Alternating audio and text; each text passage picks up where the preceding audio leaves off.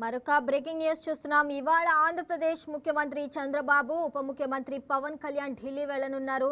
రేపు నిర్వహించే ఎన్డీఏ సీఎంలు, డిప్యూటీ సీఎంల సమావేశానికి హాజరు కానున్నారు. భారత ప్రధాని నరేంద్ర మోదీ అధ్యక్షతన జరగనున్న సమావేశంలో 2026 జూన్ 9వ తేదీన మూడో దఫా మోదీ ప్రభుత్వానికి 2 ఏళ్లు పూర్తయిన నేపథ్యంలో ఎన్డీఏ సమావేశాన్ని నిర్వహిస్తున్నారు. ఈ సమావేశంలో పలు కీలక అంశాలపై చర్చించే అవకాశం ఉంది. ప్రధానంగా జూన్ 15 తర్వాత కేంద్ర కేబినెట్ పునర్వ్యవస్థీకరణ జరిగే అవకాశం ఉంది. దీంతో జూన్ 10న జరిగే ఎన్డీఏ సమావేశానికి ప్రాధాన్యత సంతరించుకుంది. దీంతో పాటు జాతీయ రాజకీయాలపై కూడా ప్రధానంగా చర్చించనున్నారు.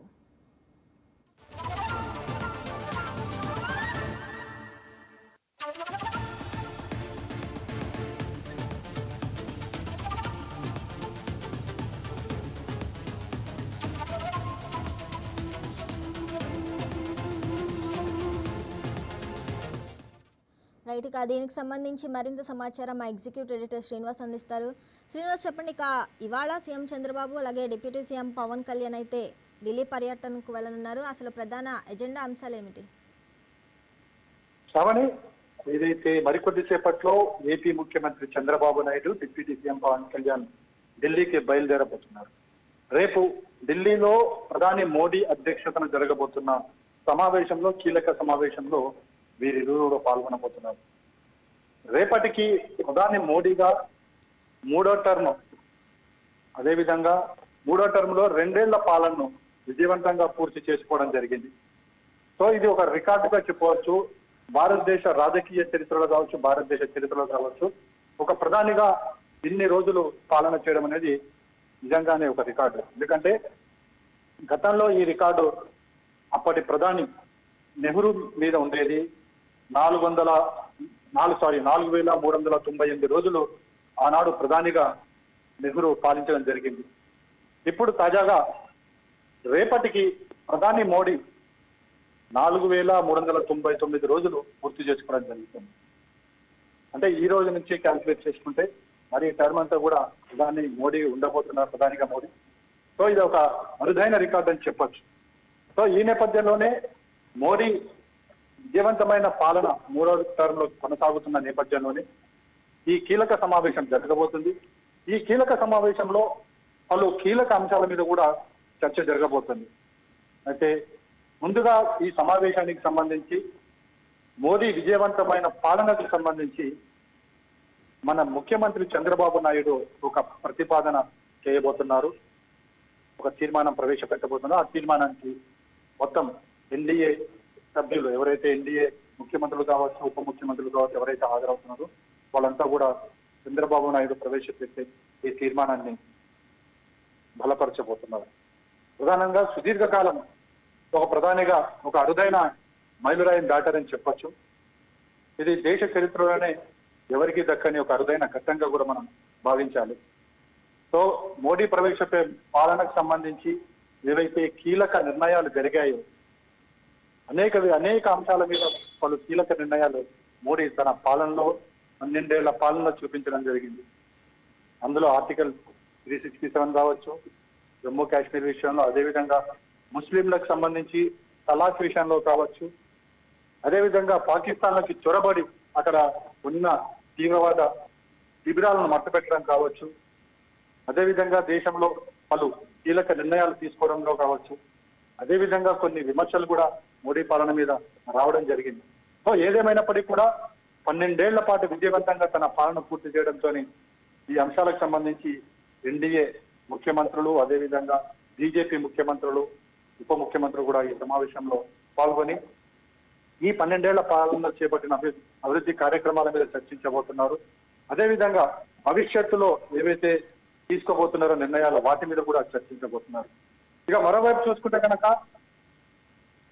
కేంద్ర ప్రభుత్వ కేబినెట్ కూడా పునర్వ్యవస్థీకరించబోతున్నారని చెప్పేసి చర్చలు పెద్ద ఎత్తున జరుగుతున్నాయి. ఈ నేపథ్యంలో దీని మీద కూడా, కేబినెట్ విస్తరణ మీద కూడా చర్చించబోతున్నారు. ఎందుకంటే కొద్ది రోజుల్లో కేబినెట్ విస్తరణకు సంబంధించి మార్పులు చేర్పులు ఉంటాయి అని చెప్పేసి పెద్ద ఎత్తున ప్రచారం జరుగుతుంది. అందులోకి ఆంధ్రప్రదేశ్ కి ప్రాధాన్యత ఇవ్వబోతున్నారని చెప్పేసి కూడా తెలుస్తుంది. అందులో సో ఈసారి అదనపు గడుచుల విషయంలో ఆంధ్రప్రదేశ్ సంబంధించి మరిన్ని కీలక కేబినెట్ లో కీలక ప్రాధాన్యత దక్కే అవకాశం ఉంది అని చెప్పేసి కూడా తెలుస్తుంది. సో దీని మీద కూడా చర్చించబోతున్నారు. అదేవిధంగా వికసిత్ భారత్ 2047 మీద కూడా ఒక ఎజెండాతో రాష్ట్రాలతో సమన్వయం పరిచి దేశాన్ని ఏ విధంగా అభివృద్ధి చెందించాలి, రాష్ట్రాల అభివృద్ధి ఏ విధంగా సాధించాలన్న దాని మీద కూడా వికసిత్ భారత్ 2047 మీద కూడా ఆయా ముఖ్యమంత్రులతోని ప్రధాని మోడీ చర్చించబోతున్నారు. ఒక దిశానిర్దేశం చేయబోతున్నారు. అంటే ఒకవైపు అభివృద్ధి ఫలాలోనే మొత్తం ప్రతి ఒక్కరికి, దేశంలో ప్రతి ఒక్కరికి అందించేలా, అదేవిధంగా సంక్షేమ కార్యక్రమాన్ని మరింత ముందుకు తీసుకెళ్లి వికసిత్ భారత్ 2047 నాటికి పూర్తిగా భారత్ ఆధునీకరణ చెందే విధంగా కూడా ఈ చర్చ, దీని మీద కూడా చర్చ జరగబోతుంది. మొత్తానికైతే రేపటికి మోడీ ప్రధానిగా ఒక రికార్డు సృష్టించబోతున్నారు. సో దీనికి సంబంధించి ఈ సమావేశం ఉండబోతుంది. శ్రీనివాస్, అంటే చంద్రబాబు పవన్ కళ్యాణ్ కలిసి ఈ సమావేశానికి హాజరు కావటం రాజకీయంగా అసలు ఎలాంటి సందేశాన్ని ఇవ్వనుంది? అంటే మరి ఆంధ్రప్రదేశ్కు పెండింగ్లో ఉన్న నిధులు, అలాగే పోలవరం, అమరావతి రైల్వే జోన్ వంటి అంశాలను చంద్రబాబు నాయుడు ప్రస్తావించే అవకాశం ఏమైనా ఉందా?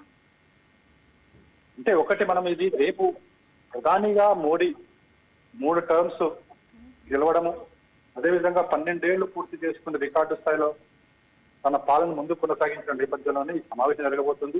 అయితే ఈ సమావేశానికి సంబంధించి ఇది కేవలం ఒక భారతదేశానికి సంబంధించి ప్రధానిగా తీసుకున్న అభివృద్ధి కార్యక్రమాల మీద చర్చ ఉండబోతుంది. అదేవిధంగా రాష్ట్రానికి సంబంధించి కూడా పలు అభివృద్ధి కార్యక్రమాలు, ఏదైతే మనం 2047 వికసిత్ భారత్ అని చెప్పుకుంటున్నామో ఆ విజన్ మీద కూడా చర్చించబోతున్నారు.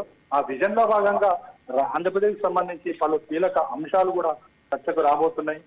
ఏదైతే రాష్ట్ర విభజన తర్వాత జరిగిన పలు పరిణామాల నేపథ్యంలో ఆంధ్రప్రదేశ్ కి ఏ విధంగా నష్టం చేకూరింది, ఆ నష్టాన్ని ఏ విధంగా పూడ్చుకోవాలి, అదేవిధంగా కేంద్ర ప్రభుత్వం ఏ విధంగా సహాయం అందించాలి, అందులో పోలవరం కావచ్చు, అమరావతి నిర్మాణం కావచ్చు.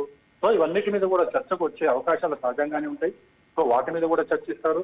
అదేవిధంగా ఇప్పుడు రాజకీయంగా ఏదైతే కేంద్ర కేబినెట్ పునర్వ్యవస్థీకరిస్తున్నారని చెప్పారో అందులో కీలకమైన బెర్తులు తీసుకోవడము, తద్వారా రాష్ట్రానికి మేలు జరిగే విధంగా పలు కార్యక్రమాలు చేపట్టడము అనేది రేపు జరగబోయే సమావేశంలో చర్చకు రాబోతున్నాయి. Right Srinivas, thanks for the updates.